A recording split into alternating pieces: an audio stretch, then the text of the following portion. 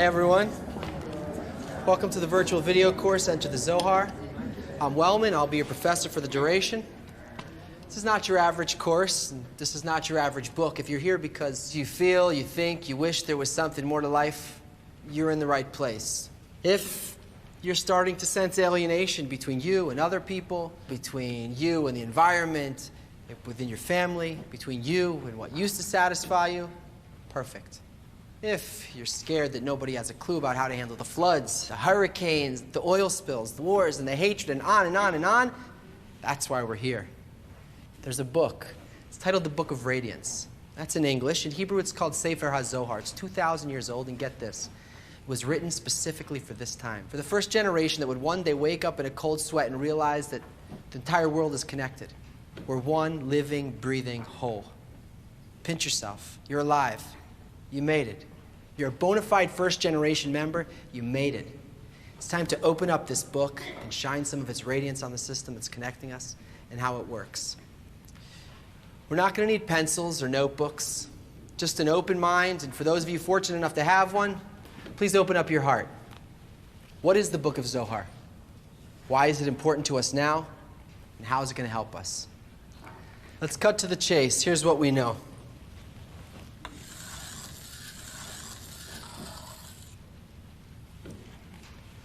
For centuries, the Zohar has been considered to be the most important, powerful book of Western mysticism, said to hold the secrets of the universe and all of the heavenly realms. Mapping the worlds of angels, demons, and celestial beings, it's filled with fantastical parables, odd references, and strange stories extracted from the Torah, the Bible, on which it comments, pointing to a hidden code, which if properly understood unlocks the secrets of life itself. Yes, a very mysterious work indeed, sure. Because it's mysterious, it's raised suspicions in some who are afraid its content and purpose are far more nefarious. It's the world's first occult conspiracy, a dark cabal. Hidden instructions on how to control the world, a source of power to the secret societies, the Masons, the Jews, the Vatican, who manipulate political, economic, and social structures, seducing the masses with childish biblical fantasies in order to enslave us so they can keep their royal lifestyles intact and prevent us from accessing the meaning and purpose of life. So, to some it's a sacred mystical force beyond understanding to be respected and revered, and to others it's a not so understood power to be used by some for their own deepest, darkest aims. They're both right. They both don't understand it, and that's how your brain sees it, because we don't understand anything about how nature works in people. We know a little bit about the laws of quantum physics, astrophysics, biology, geology, but as far as our place goes in the system, our desires, our emotions, our connections, how it works with that, I mean, look at your lives. Look at the world. I don't think so. But both are right to believe it contains something great about the purpose and meaning of our lives, and it's hidden from us. So let's just put all of our assumptions and fears on hold. Let's start from there. Okay, so why Bible stories? And why are those writings the most ingrained cultural influence of the last 3,500 years? The source of the major Western religions, you know, each one thinks the other two have it wrong. Why are most of the world's laws and moral codes built around it? How come following them hasn't made a world that works? I mean, if it doesn't really make sense to us, and it doesn't line up with our modern science, and it isn't working the ways it's supposed to, then why does it capture our imagination with such a deep hold on these feelings of right and reverence and mystery? Why do we think it's about the truth? Because it is, but we're not. Its meaning, though it's precious and transcendent, it's hidden from us by the current state of our own nature, which, by the way, is also hidden from us. Look at it. Biblical influence is so interwoven into the fabric of our world, not depending on whether or not you believe it, not depending on whether or not you believe in God or you don't believe in God, but because its writings actually do clothe some general law of reality that interacts with our desires and our thoughts in some kind of special way. And this interplay has built and operated the human level of existence. Yeah, that's why we see it everywhere. It appears as though it's outside of us, but it's not.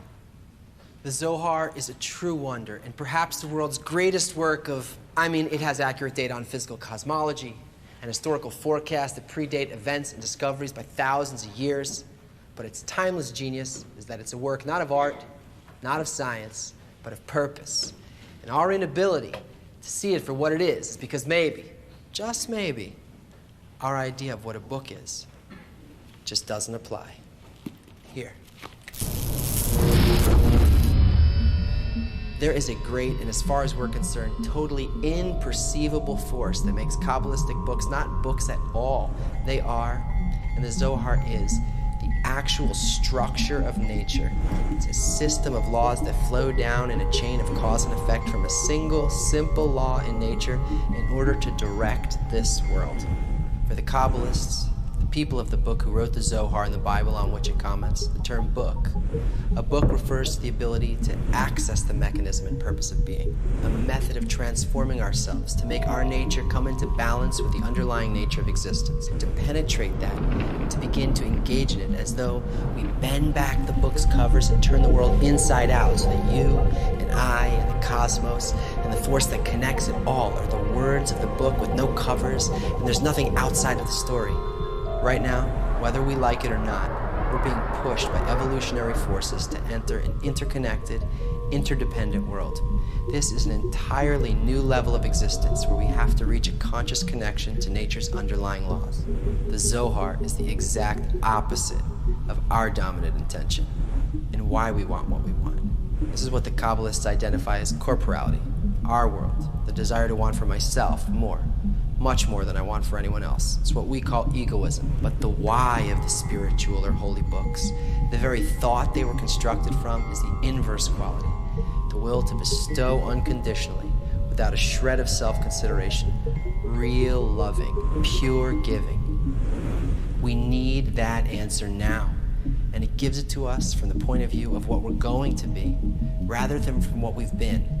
In a language that seems puzzling and ancient, but really it's the expression of a future that we can't perceive, because right now, for the time being, we're nothing like it. What it has to give us is meant for everyone, but you can't just jump in and read it. Its language doesn't come from the mind, and it's not made for the mind. It's made to be realized by a great desire and a passionate heart. It's like the heart of a child when he first discovers this world. He's soaking up everything. He's feeling opposite forces that compel him to grow.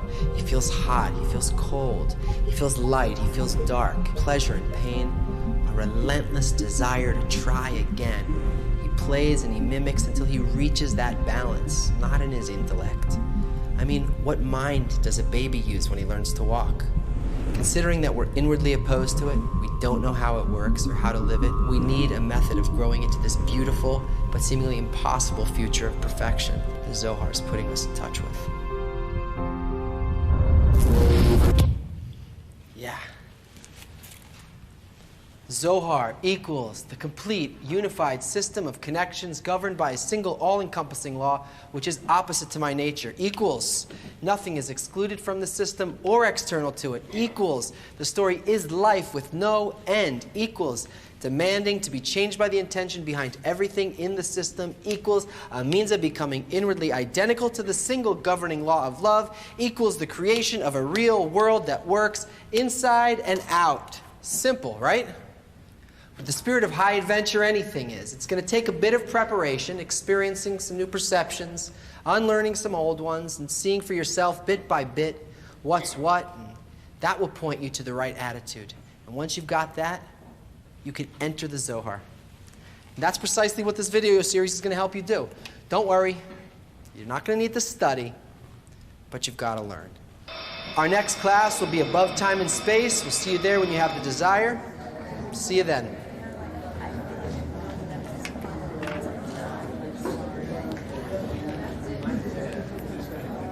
Oh, the left and right doors are locked. You'll have to take the middle.